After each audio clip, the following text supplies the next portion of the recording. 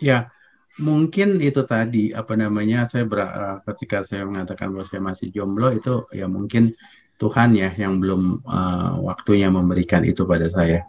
Tuh. Sebenarnya sih semenjak saya keluar rumah istilahnya sudah bisa mandiri, ya berapa kali lah saya menjalin hubungan itu, cuman memang restu Tuhan belum berpihak kepada saya sehingga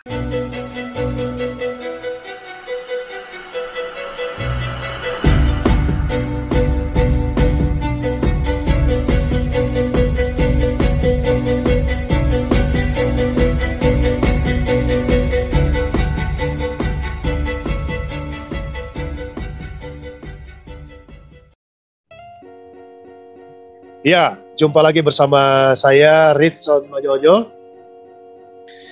Salam sehat buat kita sekalian. Doa saya seluruh pemirsa yang menyaksikan tayangan ini ada dalam keadaan yang sehat dan bergembira. Yang menyaksikan YouTube ini, jangan lupa like, subscribe, share, and comment. Karena channel ini fokus untuk menyuarakan dan menyerukan eksistensi disabilitas, menampilkan motivasi, inspirasi, kesaksian hidup, testimoni, informasi, edukasi tentang kehidupan para penyandang disabilitas. Dan akhirnya kita punya perspektif yang baru, paradigma yang baru, dan dapat melihat para penyandang disabilitas adalah pribadi, kelompok, komunitas yang dapat berkontribusi bagi pembangunan bangsa. Baik, pada kesempatan kali ini kita sangat berbahagia. Saya sudah kedatangan tamu hebat, satu tokoh disabilitas netra di Indonesia yang luar biasa hebatnya, dan beliau akan bercerita siapa namanya, kehidupannya, apa yang diperbuatnya, dan mudah-mudahan dengan testimoni dan kesaksian hidup beliau akan banyak memberi semangat bagi kita sekalian yang menyaksikan tayangan ini. Baik, kita tidak berlama-lama, kita sambut saja tokoh kita hari ini. Mari kita sambut dia. Selamat berjumpa Abang Robert Huta Barat. selamat berjumpa juga Bang Sony. Iya, di YouTube channel ini saya Ritson, Bang. Oh ya Pak Bang Ritson, maklum kita kan sudah lama kenal, jadi itu panggilan akrab ya. Ya, sehat Bang? Sehat. Ya, saya sengaja panggil Abang karena beliau orang Batak, saya orang Poso, jadi kita berabang-abangan. Gitu ya Bang ya? Ya. Ya, baik sahabat sekalian, mari kita dengarkan kesaksian hidup dari abang kita, Abang Robert Huta Barat. Ya, sekali lagi terima kasih untuk Bang Ritson ya. Sudah saya boleh ada di acara ini. Terima kasih juga para pemirsa. Perkenalkan, nama saya Robert Huta Barat. Ya, dari nama sudah ketahuan ya, saya orang Batak. Tapi saya lahir di Jakarta tahun 73, tepatnya tanggal 19 Maret 1973. Ya, sebenarnya saya terlahir dalam kondisi yang normal, maksudnya melihat. Walaupun pada umur 5 tahun, 6 tahun, sudah mulai kelihatan ada hal-hal yang mencurigakan kedua orang tua saya, ini anak kenapa suka agak nabrak gitu ya. Tapi tetap saya masih bisa beraktivitas dengan normal, bahkan masih bisa membaca Alkitab. Namun tetap ada kekurangannya. Nah, itu yang membuat orang tua saya akhirnya berpikir oke, dikonsultasikan ke dokter mata.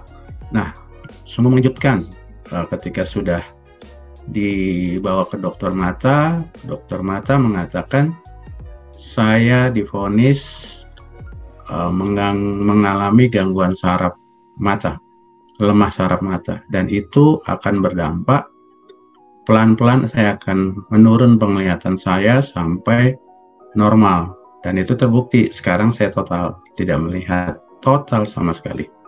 Nah, ketika mendengar itu shock ya kedua orang tua saya juga shock walaupun tidak terlalu ya karena anak kecil belum terlalu paham tuh waktu SD. Ya, dan orang tua akhirnya dokter sudah katakan bahwa ini anak tidak akan sembuh mau dibawa kemanapun, belum ada dokter yang bisa menyembuhkannya. Dioperasi ke luar negeri pun ke Amerika kemanapun nggak akan bisa. Tapi ya orang tua kan tetap ingin anaknya sembuh, tetap ingin anaknya sehat.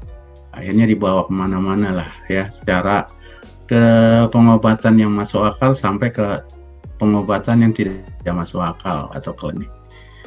Terus itu berlangsung sampai waktu SMP penurunan mulai total ya, itu saya total. Dan SMP saya lewati dengan susah payah gitu ya, dan dibantu juga sih dengan pengertian guru dan juga sekolah. Akhirnya saya lulus SMP. Nah, setelah SMP saya akhirnya berkeputusan untuk tidak melanjutkan. Saat itu saya tidak tahu dan orang tua juga tidak tahu apa yang harus dilakukan. Akhirnya saya berdiam di rumah dan itu membawa dampak secara psikologis bagi saya. Psikologisnya adalah ya frustasi ya, marah gitu ya, mudah emosional karena ya harapan dengan ya umur SMP kan punya harapan cita-cita, tapi akhirnya harus semuanya hancur gara-gara vonis dokter dan itu mulai kenyataan gitu. Dan selama dari SMP sampai tahun 99 saya terkurung di rumah gitu ya. Saya keluar rumah hanya gereja dengan yang didampingi oleh orang tua. Itu membuat saya stres, bahkan sampai titik di mana saya marah sama Tuhan. Tapi saya bersyukur, saya akhirnya menyadari bahwa itu tidak baik ya. Akhirnya saya mulai mendekatkan ke Tuhan, dan kemudian pada tahun 99 ada gereja yang mengundang saya untuk aktif di pelayanan, untuk bergereja di situ.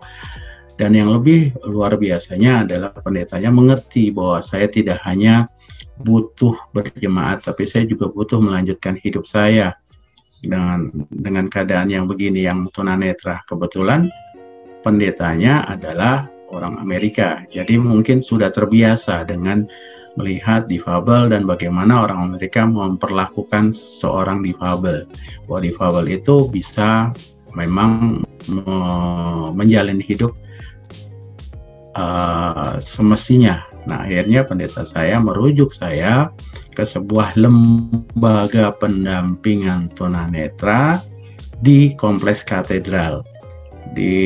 Saya mulai masuk itu tahun 2000, karena kan di gereja saya mulai masuk di gereja 99, kemudian pendeta saya merekomendasikan dan dapat lembaga itu. Saya mulai masuk di lembaga itu untuk berkomunitas, untuk direhabilitasi, diberi pendidikan untuk kebutuhan tunanetra mulai Januari, dan akhirnya saya berkomunitas di situ. Banyak hal yang saya dapat ya, bagaimana dilatih kepemimpinan, dilatih kemandirian ya. Terus kemudian puji Tuhan pada akhir 2000 pimpinan dari lembaga itu menawarkan saya untuk bergabung bekerja di sana sebagai pegawai kontrak. Posisi saya diminta untuk menjadi koordinator wilayah, karena ternyata mereka punya anggota di 5 wilayah Jakarta ya, dan saya diminta untuk memegang wilayah, salah satu wilayah di situ. Dan saya mulai berkecimpung di dunia orang tunanetra selama 6 tahun. Saya yang tadinya nggak ngerti apa yang saya harus lakukan di rumah, ternyata setelah direhab justru saya harus menjadi seorang yang bisa memotivasi orang-orang tunanetra yang memang masih terkungkung, atau saya meng-create sebuah kegiatan untuk komunitas tunanetra di wilayah, sehingga mereka punya hal-hal positif, kegiatan positif, produktif. Nah, akhirnya saya berkembang 2006 sampai 2006 itu. Karena di tahun 2006 program komunitas yayasan itu berhenti, dan saya akhirnya berhenti juga. Nah, Tapi sebelum tahun 2006, tahun 2005 tepatnya, saya sudah mengambil kejar paket C, yaitu pendidikan setara SMA. Nah, itulah akhirnya yang membuat pada tahun 2006 saya berhenti, program itu berhenti. Saya ditawarkan ya kakak saya dan juga ada seorang volunteer dari lembaga itu yang memberikan kesempatan saya untuk melanjutkan pendidikan saya sampai ke jenjang S1, maksudnya untuk melanjutkan kuliah. Nah, akhirnya saya berkuliah mulai 2007 gitu, berkuliah di sebuah universitas keguruan di daerah di daerah Rancho atau daerah Rancho situ, dan selama 4 tahun saya menyelesaikan kuliah saya tahun 2011 kalau saya selesai. Dan sebelum saya kuliah, saya bersama Bang Rikson, makanya saya nggak manggil beliau itu Bang Sony karena itu nama akrab kita, dan kita sebenarnya sudah satu lembaga di katedral itu, kita bekerja sama di situ. Nah, kami pada tahun 2006 berpikir untuk mendirikan sebuah lembaga yang bernama Elsafan, dan saya bersama Bang Rison dan beberapa teman-teman tunanetra mendirikan Elsafan. Dan kami akhirnya yayasan itu berdiri di tahun 2006 bulan Februari. Kemudian seiring saya tahun 2007-2008 saya berkuliah gitu ya. Nah, waktu itu kan saya setelah mendirikan itu saya izin nama Pak Sony 2006, saya bilang pas 2007 saya bilang saya fokus dulu lah di kuliah gitu, biar teman-teman Bang Rison dan teman-teman saja yang mengembangkan itu. Nah, tetapi di tahun 2009 Bang Rison meminta saya untuk aktif lagi sebagai pengajar di situ, karena disiplin ilmu saya adalah keguruan, jadi tepat. Akhirnya saya mulai 2009 November saya bergabung kembali sebagai pegawai, sebagai guru di sana, dan aktif sampai sekarang seperti itu. Dan ya, saya nggak menyangka ya dalam sebuah rangkaian hidup ini, dari sesuatu yang hopeless gitu ya, terkurung, akhirnya bisa berbuat untuk orang lain gitu ya, bersama-sama dengan Bang Rison mendirikan Elsafan, kemudian di sana menjadi guru, memberikan ilmu untuk anak-anak tunanetra seperti saya gitu kan. Saya berpikir bahwa putus asa bukan solusi dari sebuah masalah, bukan solusi dari keterpurukan. Kita harus bangkit, walaupun mungkin menghancurkan kita ya, yang dari ketika kita dalam sebuah masalah ya, terutama untuk teman-teman yang tadinya melihat terus kemudian tidak melihat, itu mungkin pikiran itu bahwa hidup sudah selesai. Tapi pengalaman saya menjelaskan pada saya bahwa hidup tidak akan selesai, hidup akan tetap berjalan, dan hidup akan bisa menjadi lebih baik ketika kita terpuruk, ketika kita mungkin mengalami hal yang tidak sesuai harapan kita berpikir, merenung, dan kemudian berpikir, merencanakan apa yang harus kita lakukan dengan bangkitnya kita. Itu akan menjadi sesuatu yang kedepannya akan bermanfaat. Atau juga mungkin teman-teman tunanetra yang dari awal terus berpikir, kenapa ya seperti ini. Saya pikir berputus asa bukan sesuatu jalan keluar, tetapi berusaha dan berharap kepada Tuhan, itu adalah sesuatu yang lebih baik. Karena saya percaya kita dilahirkan bukan tanpa tujuan oleh Tuhan. Tuhan punya tujuan masing-masing untuk kita. Itu yang mungkin saya bisa sampaikan. Dan mungkin itu sekelumit tentang diri saya, tentang siapa saya, seperti itu. Begitu Bang Ritson. Terima kasih Bang Robert, cerita yang mengharu biru dan sangat menginspirasi saya pribadi dan tentu para pemirsa yang menyaksikan tayangan ini. Kalau boleh cerita tentang keluarga ini, Bang Robert anak keberapa dari berapa bersaudara, dan kemudian orang tua profesinya apa dan seterusnya. Ya, saya anak keenam dari 6 bersaudara, bungsu ya, biasa dimanja. Makanya ketika kejadian di mana saya harus terpuruk itu udah pukulan hebat gitu ya bagi saya seorang anak bungsu. Dan orang tua berprofesi sebagai polisi seperti itu. Dan saya bersyukur ya memiliki orang tua seperti ayah saya. Dia seorang aparatur negara, tapi dia adalah aparatur negara yang jujur, dan saya belajar kejujuran dari beliau. Walaupun dia keras, tapi ada nilai luar biasa yang sampai sekarang itulah yang saya yang saya pakai, kejujuran. Seperti itu Bang Rizal. Apa yang dirasakan oleh kedua orang tua waktu itu manakala mengetahui Abang Robert benar-benar sudah tidak bisa berfungsi lagi penglihatannya? Ya, shock pastinya. Dan itu bisa saya amati dari ketika beliau berdua berusaha membawa saya ke pengobatan alternatif. Mereka selalu bilang, anak saya kalau kami tidak ada, bagaimana?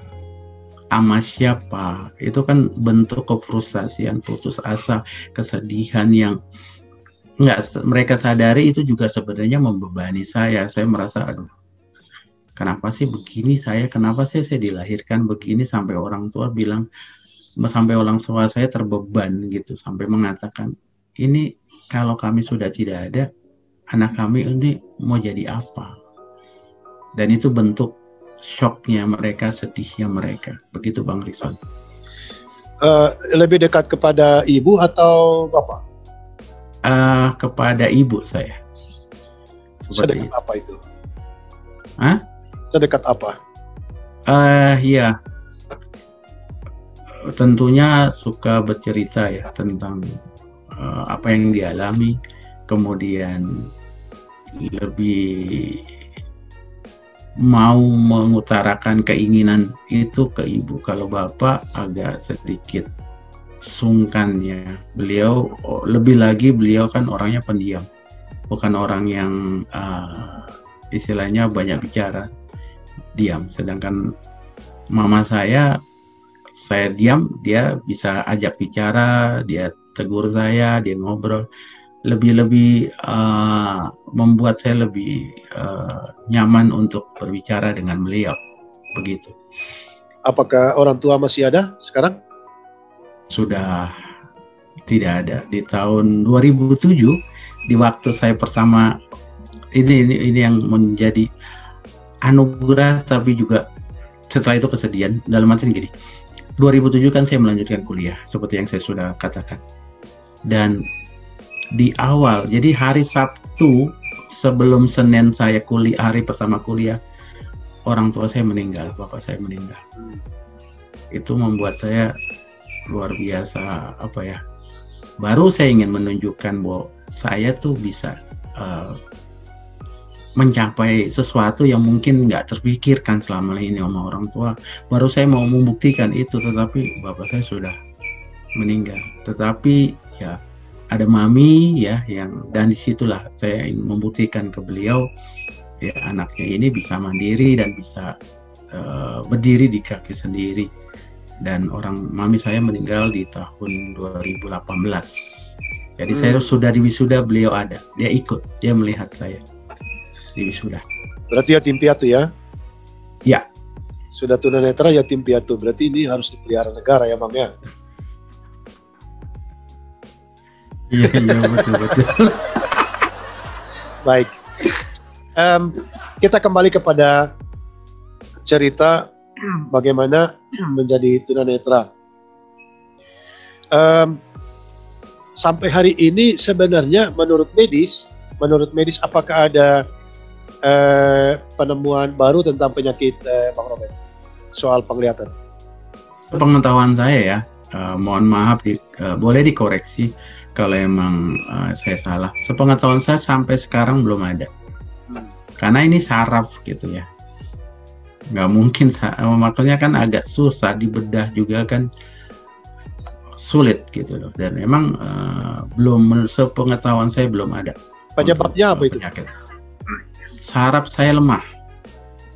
Gitu. Oh, penyebabnya nggak diketahui, tapi sudah tidak diketahui apa penyebabnya, tetapi sudah dari lahirnya bahwa saraf saya itu memang lemah seperti itu. Dan bukan karena benturan atau apa gitu, Bang.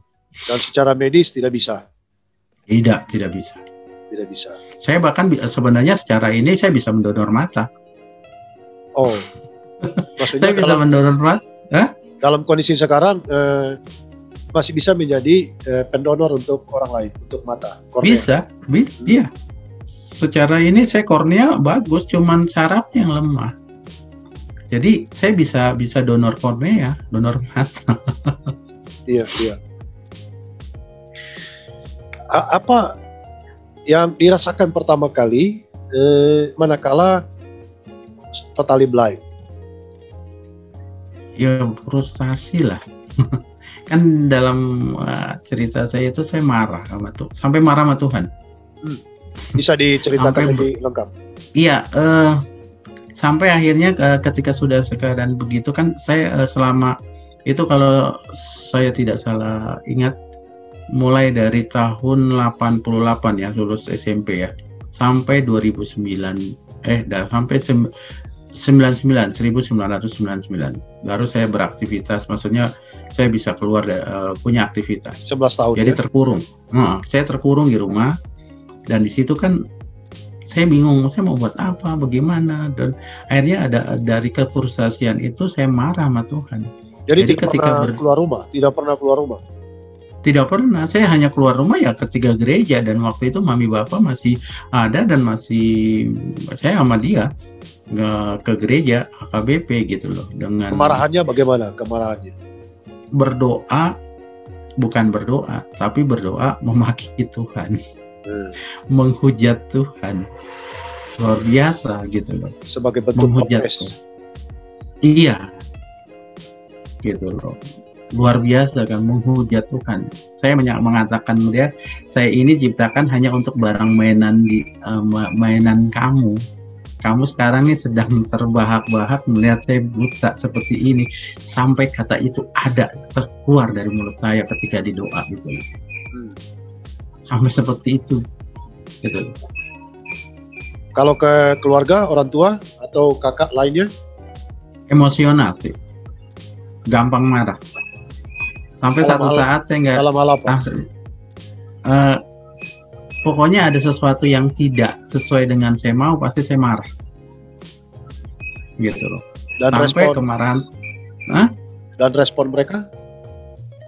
Ya mereka berusaha memahami ya, karena itu saya. Kekanak-kanakan kan, ada satu saat saya mau nonton ini, tapi sebagian besar keluarga mau nonton apa di TV gitu kan, akhirnya saya marah, nggak diturutin, saya anjlokin itu listrik. Kan itu sebuah perilaku yang kekanak-kanakan ya. Tapi itulah yang terjadi ketika sensitivitas itu begitu tinggi, dan karena itu kefrustasian itu gitu, dan terkurung di rumah ya karena nggak ada aktivitas seperti itu. Jadi ada gangguan emosi. Sangat. Dan lebih lagi sehari saya tidak terlalu sering minum, tapi sehari saya bisa 20-an kali ke buang air kecil ke belakang. Akibat daripada depresi. Iya, depresi. Jadi buang air kecilnya sering sekali. Padahal minumnya biasa saja. Bukan minum yang berlebihan, minumnya biasa saja, tapi buang air kecilnya berlebihan. Bayangkan, itu depresi saya gitu loh. seperti Apa itu. puncak daripada emosi, marah, depresi, stres itu yang pernah dialami? Ya memang saya puncaknya memang tidak terlalu, maksudnya paling marah atau apa, karena kadang-kadang saya melarikan diri dengan hayalan gitu lah. Ini nih, akhirnya kejiwaan kan, melarikan diri dengan hayalan, saya menjadi ini gitu loh.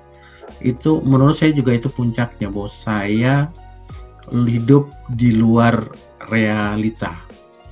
Saya berpikir saya selalu dalam impian saya, jadi saya kalau di kamar saya membayangkan saya sehat, terus kemudian punya prestasi ini begini, dan itu yang saya alami. Itu menurut saya itu puncak, karena itu udah mulai sedikit kena kejiwaan saya kena gitu loh.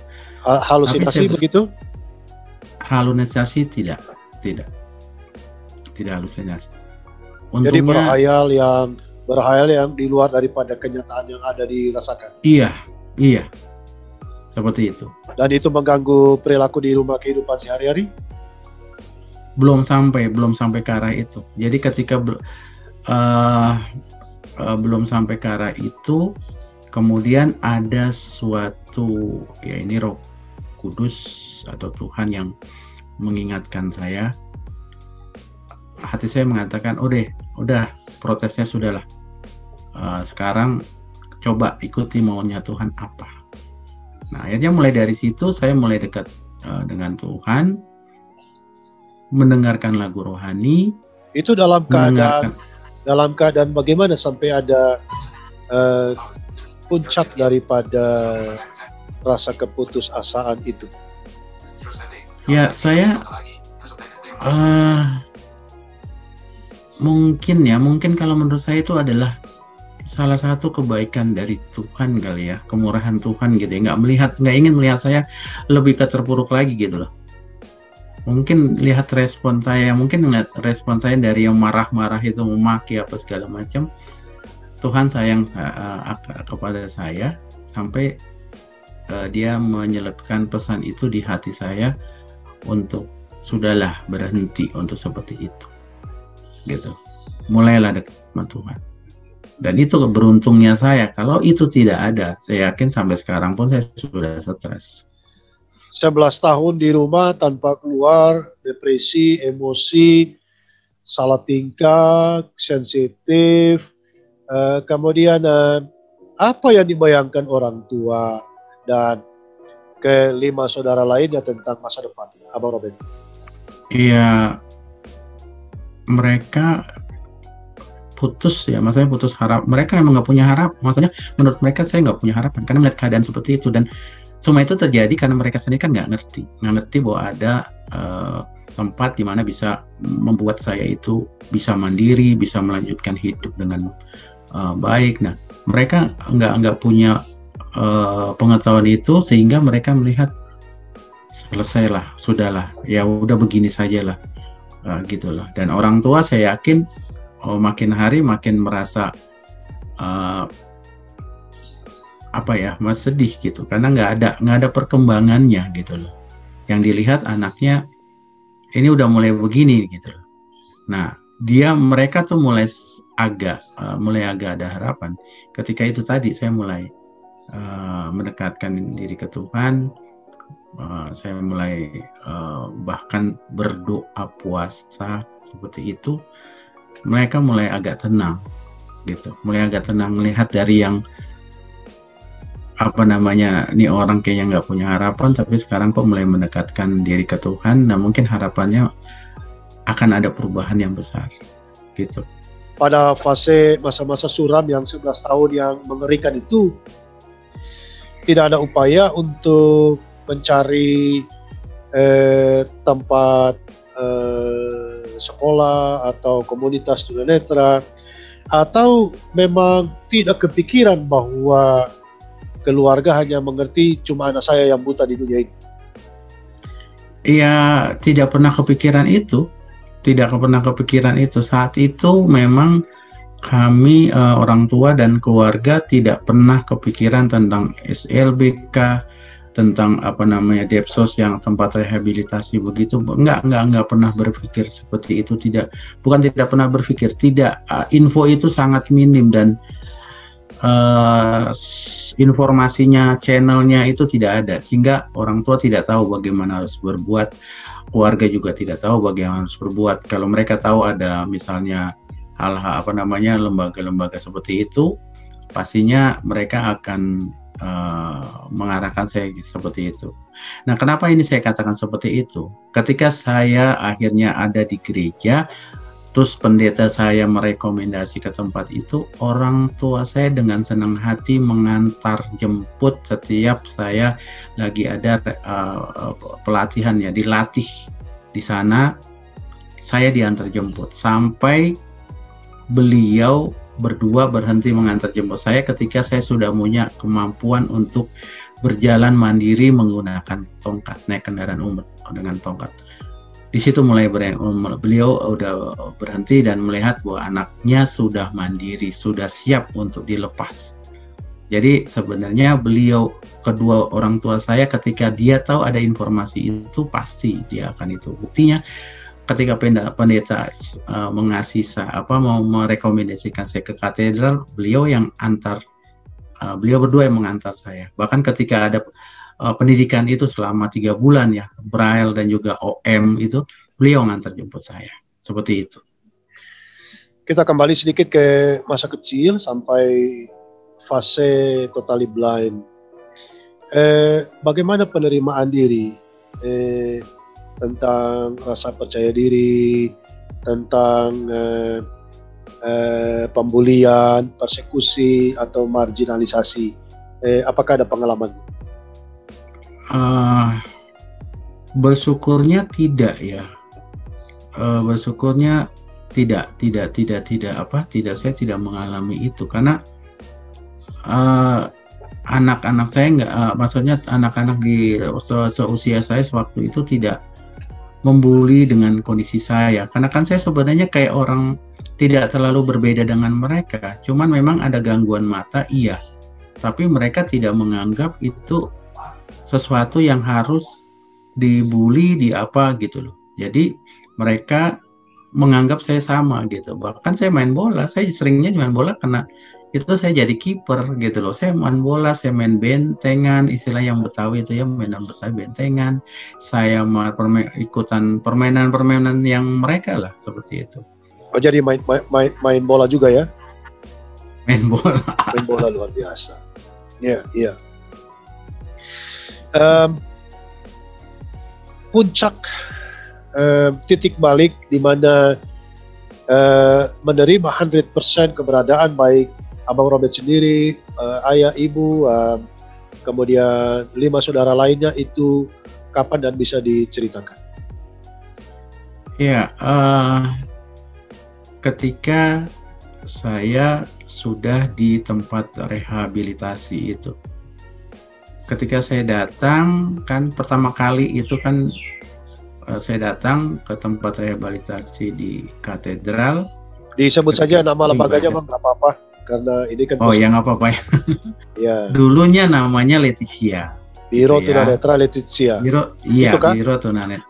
Iya, betul. Ya, oke. Nah, ketika pertama kali saya di situ masih canggung, saya juga masih apaan sih, buta. Masih nggak ngerti. Iya. Orang buta. Nora. Kelakuannya Nora begini. Tapi ketika sudah berapa hari kemudian akhirnya saya bisa menerima ketika memang sudah pelatihan dan kemudian saya bergaul dengan mereka, bahkan orang tua ikut mengantar, saya sudah akhirnya saya merasa nggak masalah kok dengan ini, apa masalahnya dengan saya juga, kenapa? Dan orang tua juga mulai, mereka tidak mengatakan itu langsung, tapi dengan support mereka punya harapan bahwa saya ternyata bisa punya harapan seperti itu, karena dilihat kan mereka, teman-teman saya di situ di Leticia itu mandiri kan. Iya. Naik angkot apa segala macam kan. Iya. Dia beliau melihat itu wow, anak saya harus kayak gini nih. Saya yakin itu. Atau Anak saya harus pertanyaannya kayak begini, gini. atau pertanyaannya begini Bang, ayah dan ibu, Heeh. kapan anak saya kayak mereka ya? Iya, betul. Betul. Ya, Dan ya. paling penerimaan yang paling saya yakin beliau memang sudah menerima diri saya dengan ini dan percaya dengan saya bahwa saya akan bisa maju. Salah satunya adalah ketika awal-awal saya selalu ditanya, jalan sendiri ya ke sana, saya selalu ditelepon. Robert sudah sampai, udah. Masih diawasi. Ya, setelah itu nggak pernah ditelepon lagi. Setelah bahkan, mandiri nggak pernah dicari. Nggak pernah dicari, bahkan ketika saya pulang jam 9 pun saya tidak ditelepon ke teman-teman saya. Bukan dia nggak peduli, tapi ternyata beliau orang tua saya percaya bahwa saya bisa menjaga diri saya dengan keadaan diri saya seperti itu. Wah, jangan-jangan karena sudah mandiri sengaja pergi kemana aja begitu ya? Ya, saya berelasi lah dengan teman-teman lah, membuka jaringan lah, gitu kan. Dan saya di situ saya merasakan bahwa ternyata bersahabat, berelasi dengan banyak orang itu sebuah hal yang menyenangkan bagi saya, karena banyak peluang juga ya yang saya dapatkan.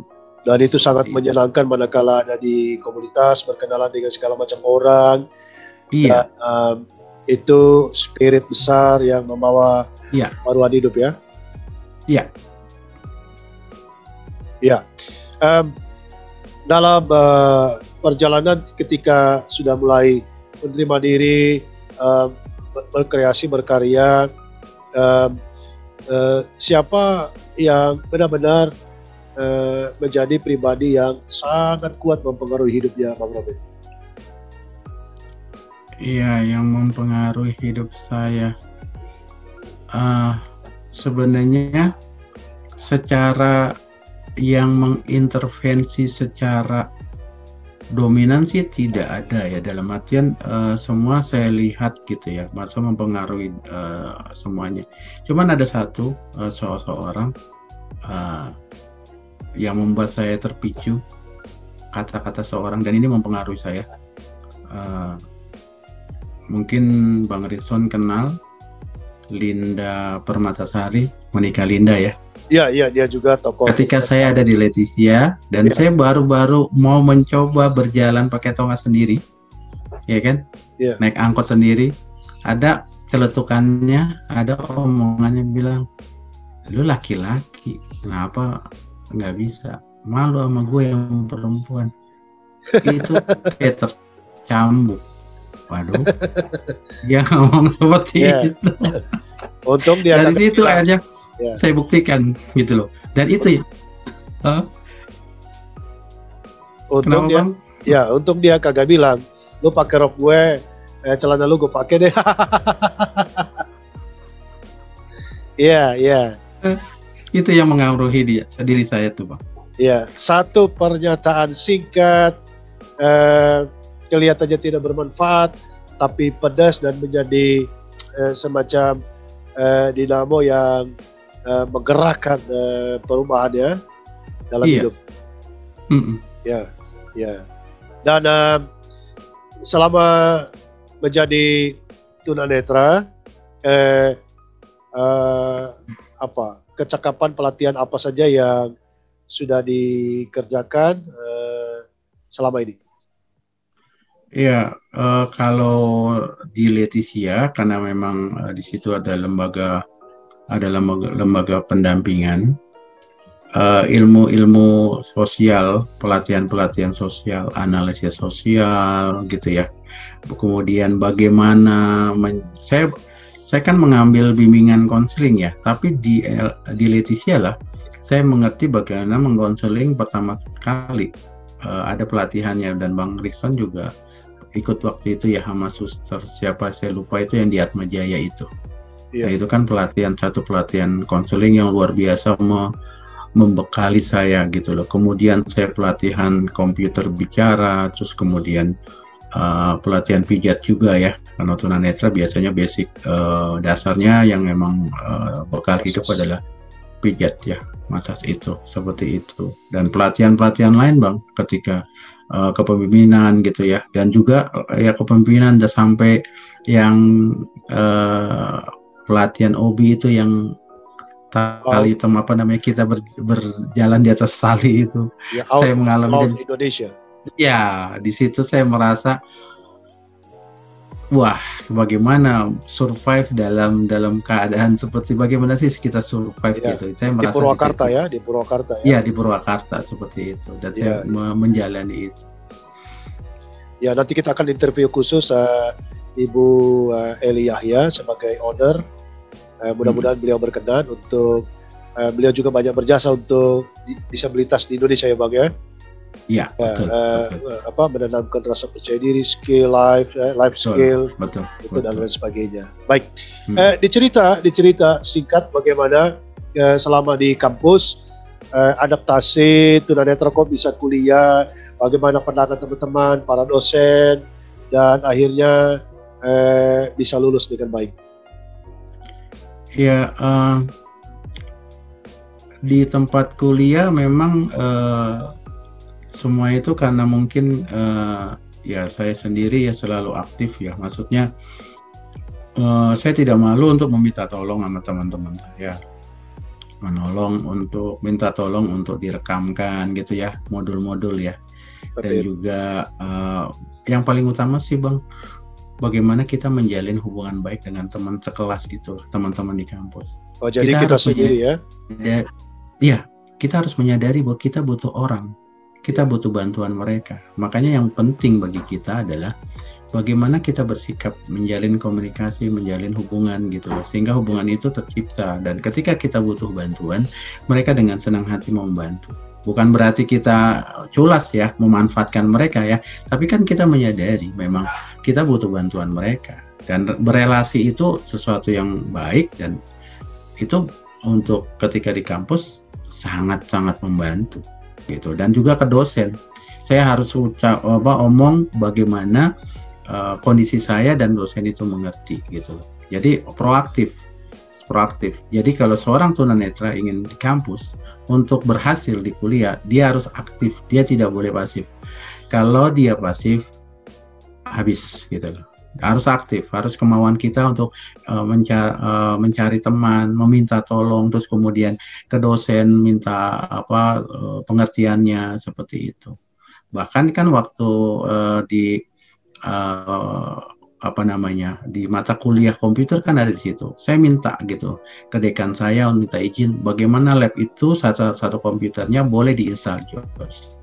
Dekannya paham, dan akhirnya itu boleh saya install JOS satu komputer di lab komputer itu. Jadi benar-benar inisiatif itu Bang. JOS ini satu software ya Bang ya, sebagai pembaca layar bisa dijelaskan singkat aja apa itu JOS, kepanjangannya dan fungsinya. JOS itu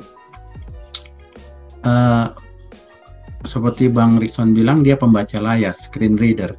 Jadi software yang diinstal di komputer, baik itu laptop, baik itu komputer PC, dan itu membantu tunanetra untuk menggunakan komputer, baik itu mengetik, baik itu membuka program, dan juga bahkan berkomunikasi melewat email dan lewat jejaring media sosial. Kita bisa pakai itu dengan JOS itu. Bahkan kalau di laptop ya, di komputer JOS namanya.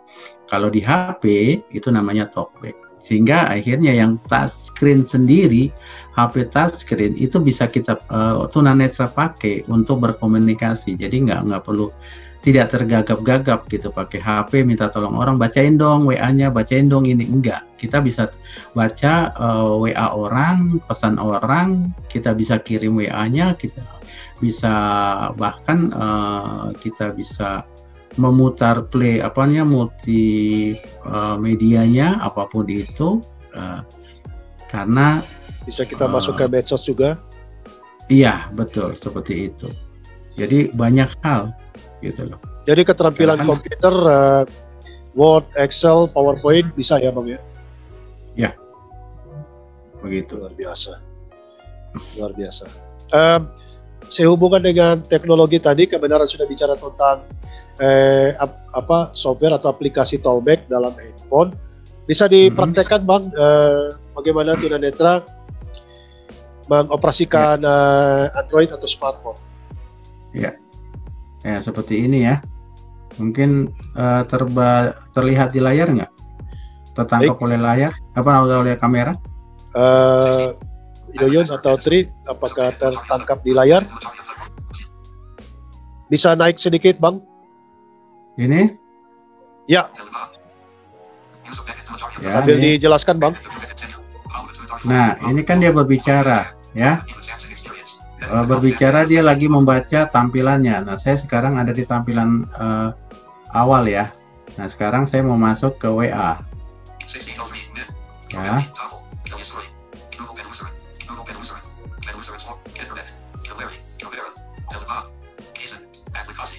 Ya, saya masuk ke aplikasi. Bukan, kalau salah, sorry. Jangan grogi Bang.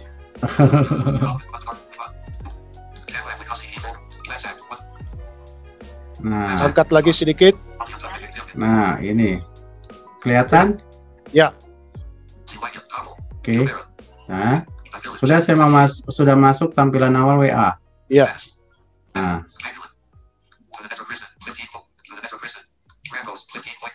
nih lihat, saya buka-buka. Nah, ini. Itu nama saya Bang. Ya, saya ketik ya. Iya. Tunggu.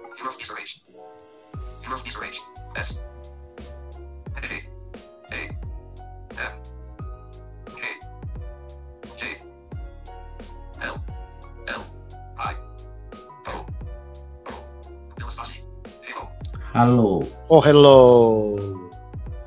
Hello.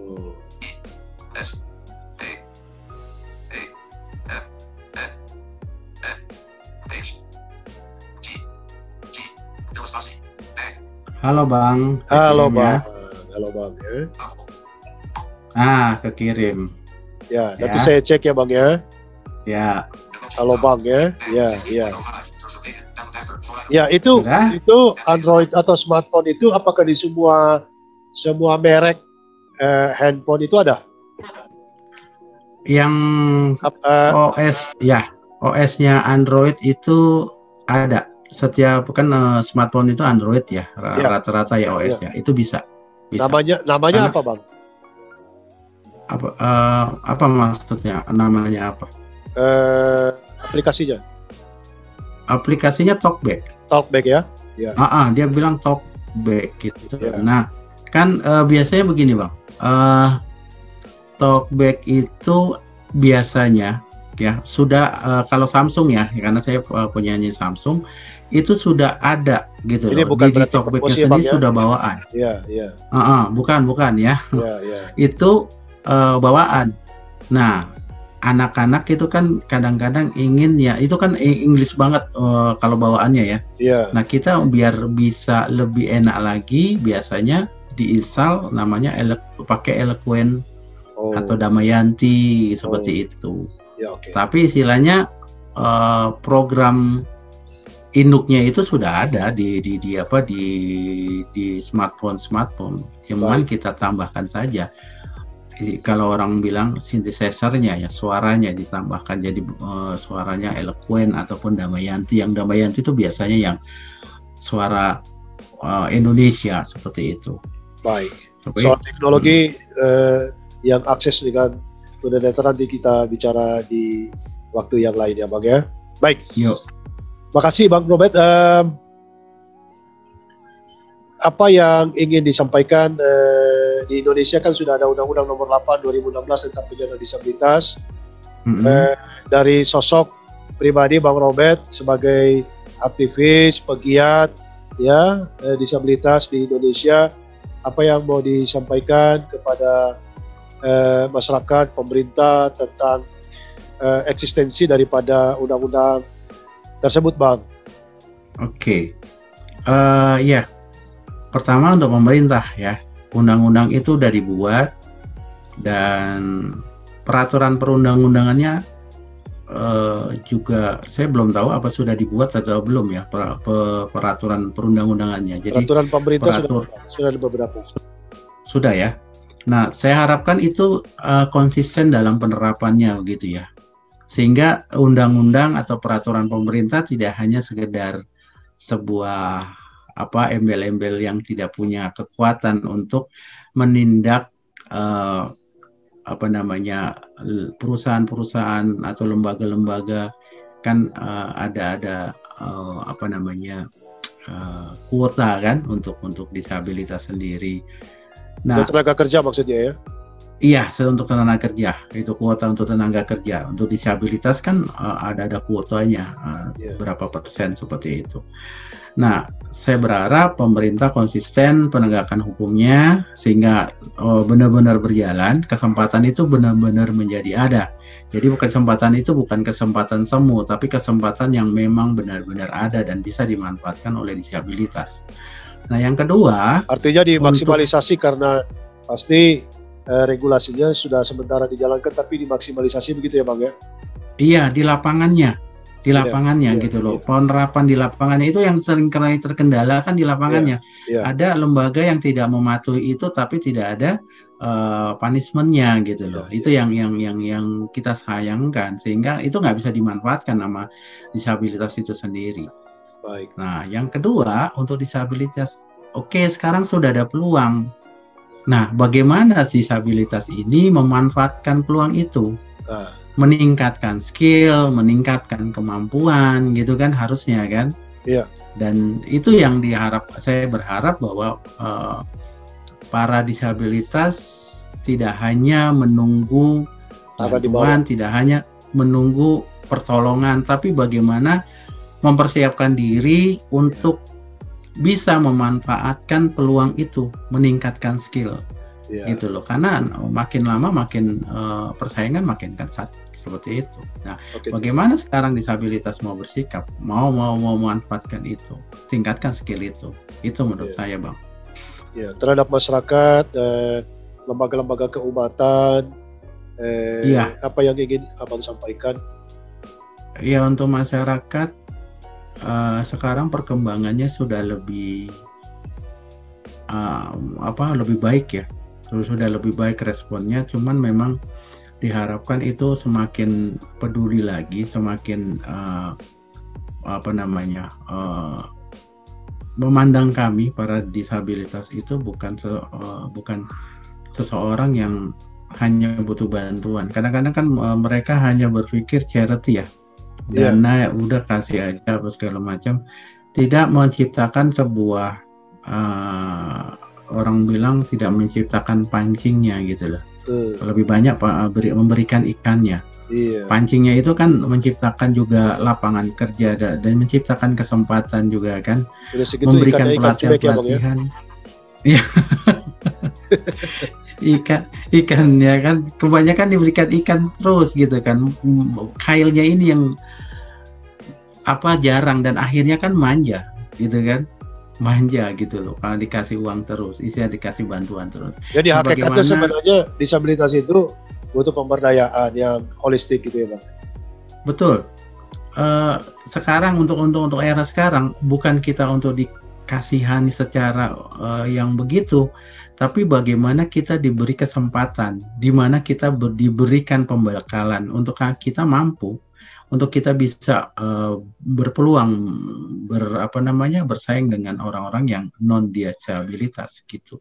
Artinya ada porsinya ya, ada porsinya kalau disabilitas yang kondisinya memang masih bisa terlatih dan dididik, dipersiapkan. Tetapi kalau teman-teman yang kondisinya memang hanya bisa dirawat dan ganda, itu memang harus benar-benar dirawat dengan cinta kasih.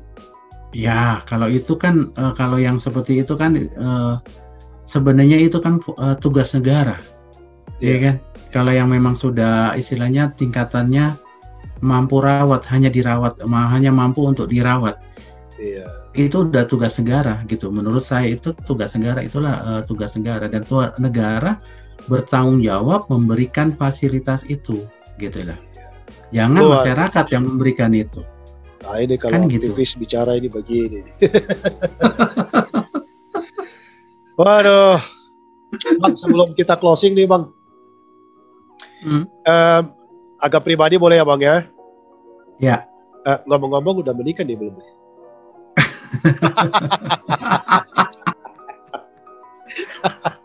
Ya, belum. Oh masih jomblo. Masih jomblo. Waduh. Iya, ini kira-kira kalau ada yang tertarik boleh boleh join ya. Boleh join. Boleh gabung di www. Masih jomblo ya. Ya. Iya. Bisa cerita Bang kisah kasih cinta asmara singkat saja Bang selama ini. Ya, mungkin itu tadi ketika saya mengatakan bahwa saya masih jomblo itu ya mungkin Tuhan ya yang belum waktunya memberikan itu pada saya. Sebenarnya sih semenjak saya keluar rumah istilahnya sudah bisa mandiri, ya berapa kali lah saya menjalin hubungan itu, cuman memang restu Tuhan belum berpihak kepada saya sehingga akhirnya putus tengah jalan. Dan jangan sebut nama ya Bang ya. Iya. Ya, paling tidak ada lah ya 1, 2, 3 apa 5 Bang? Ada. Ya beberapa lah. Berarti jomblo hari ini kagak laku-laku dari kemarin-kemarin ya Bang ya? Enggak. Semua itu karena ya itu tadi. Belum waktunya. Ya Bang, oke Bang. Kalau ingin berterima kasih kepada pribadi tertentu, Abang mau berterima kasih kepada siapa?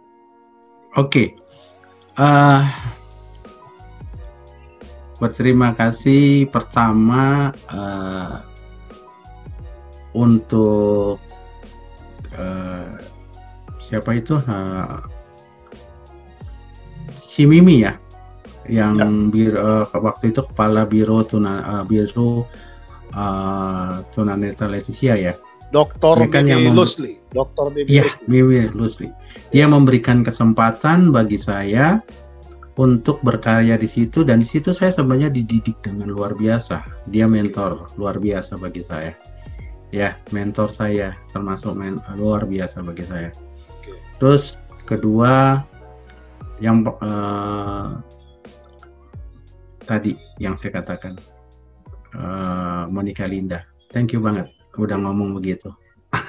Yeah. Itu mau mengubah segalanya dan luar biasa menurut saya. Dan kemudian Bang Rizwan sendiri lah. Dia jadi terharu nih sebut-sebut nama nih Bang. Mengajak. Bukan apa-apa Bang, karena kan kesempatan mengajak untuk membangun lembaga itu justru di situ saya berkembang. Jadi emang ada berkembang di Leticia, Bang Rizwan itu makin berkembang gitu. Dan sekarang kebetulan ya saya tetap masih ada di Ersapan itu juga karena support dari Bang Rizwan seperti itu. Itu Bang. Jadi 3 orang itu ya yang saya ingin ucapkan terima kasih. Tentunya orang tua iyalah ya. Pasti. Saya nggak sebutkan karena nggak mungkin keluarga dan orang tua itu nggak mungkin tidak punya peran. Itu perannya sangat luar biasa. Tapi di luar itu 3 orang itu yang luar biasa bagi saya, dan saya harus mengucapkan terima kasih dengan apa yang sudah diberikan kepada saya gitu Bang. Ya, paling terakhir ini Bang, adakah cerita-cerita lucu, unik, aneh selama sudah berapa tahun ini Bang jadi tunanetra? Dari tahun 88 sampai sekarang berapa?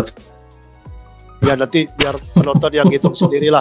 Kira-kira 30 tahun ya? Ya, adakah cerita-cerita lucu, unik atau apa Bang? Bisa cerita singkat.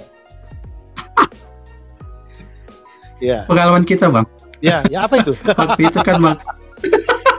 Waktu itu Bang Rizwan bertandang ke rumah saya. Oke. Mami saya ngidangin sirup dan teh putih. Ya. Kemudian saya berpikir itu ada dua, apa saja, ada empat gelas. 4 gelas. Ternyata Ya. hanya 2 gelas hanya untuk Bang Rison. Saya ikut minum, Bang Rison minum. Oh, Kira itu masuk menjadi. ya, itu cerita lengkapnya. Abang di sebelah kiri, saya sebelah kanan. Meja di tengah, Iya. gitu ya Bang ya? Iya, Artinya kita berusaha mendeskripsi supaya penonton kita bisa dapat poinnya cerita kita ini. Abang di kiri, saya di kanan, ada meja kecil di Betul. tengah. Saya datang itu siang-siang gitu ya Bang ya? Iya. Panas pula mataharinya, kan gitu. Abang bilang, "Mah, ada Ritson datang nih." "Oh ya, silakan duduk." Kan begitu ya Bang ya? Betul. Ya, tidak lama kemudian Ibunda datang, kemudian menyajikan, silakan diminum ya, tanpa menyebut nama siapa yang disuruh minum. Kan begitu Bang?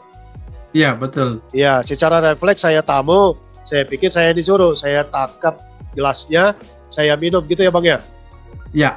Saya taruh lagi, tiba-tiba kemudian abang lagi yang minum. Saya dengar itu Bang. Iya. Abang taruh gelasnya, saya minum lagi, saya taruh gelasnya, abang minum lagi. Kan begitu? Iya. Waktu saya mau minum yang ketiga kali, loh kenapa sirupnya sudah habis? Kan begitu? Ya, gelasnya saya pegang, kemudian saya tanya abang, "Abang juga minum apa?" "Saya minum sirup." "Oh, saya juga minum sirup." "Gelas abang mana?" Abang cari-cari di meja, kagak ada. Ternyata kita satu gelas berdua gitu ya Bang ya? Iya.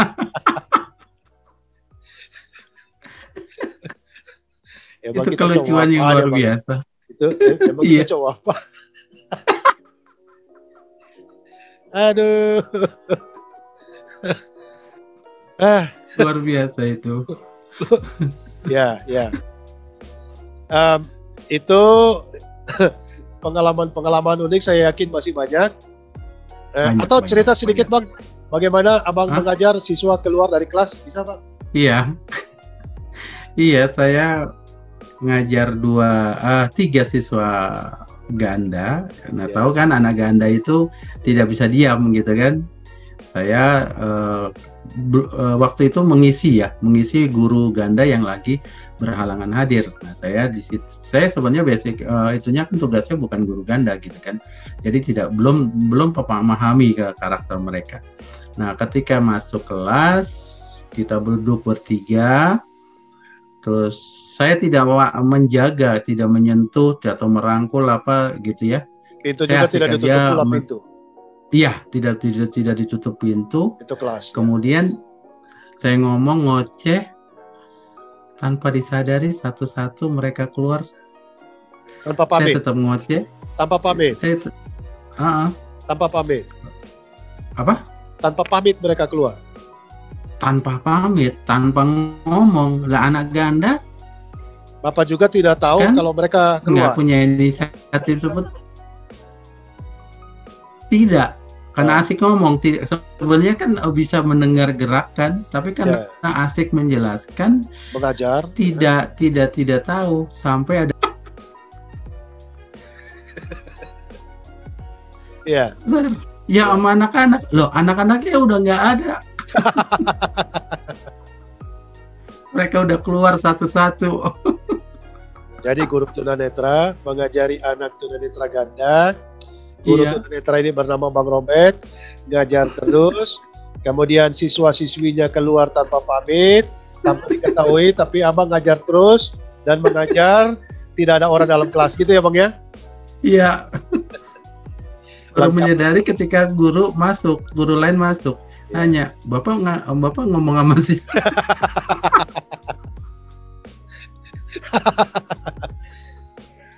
Lengkaplah sudah penderitaan.